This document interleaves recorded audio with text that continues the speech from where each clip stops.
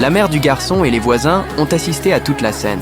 Leurs regards étaient remplis de méfiance et d'hostilité. Très vite, l'histoire s'est répandue dans les discussions des femmes du quartier. Dans leur version des faits, une simple dispute entre voisins a été amplifiée, jusqu'à devenir une prétendue histoire d'étrangers qui envahissent le quartier. Peu après, 3 hommes menés par Matty sont arrivés de manière agressive devant la maison d'Henry. Vas-y, défonce-le, Marty. Ta salope de femme a levé la main sur mon gosse. Alors toi et moi, faut qu'on cause.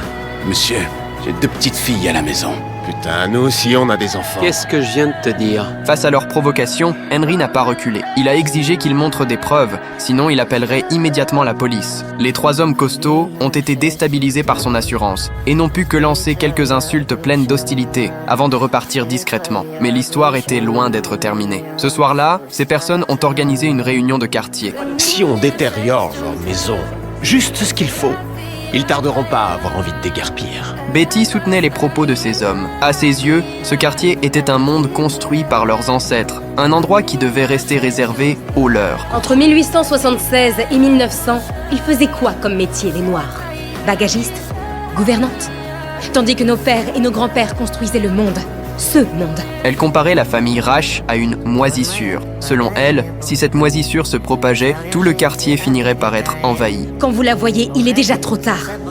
Vous ne vous en débarrasserez jamais. Et cette moisissure, insidieuse et noirâtre, recouvrira tout.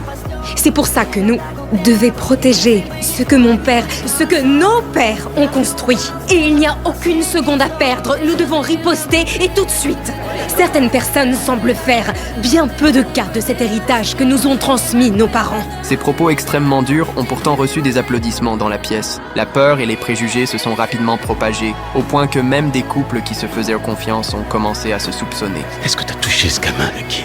Je vais pas me mettre en colère. J'ai rien Juste fait, besoin- je te jure. Il y a quelque chose de pas normal.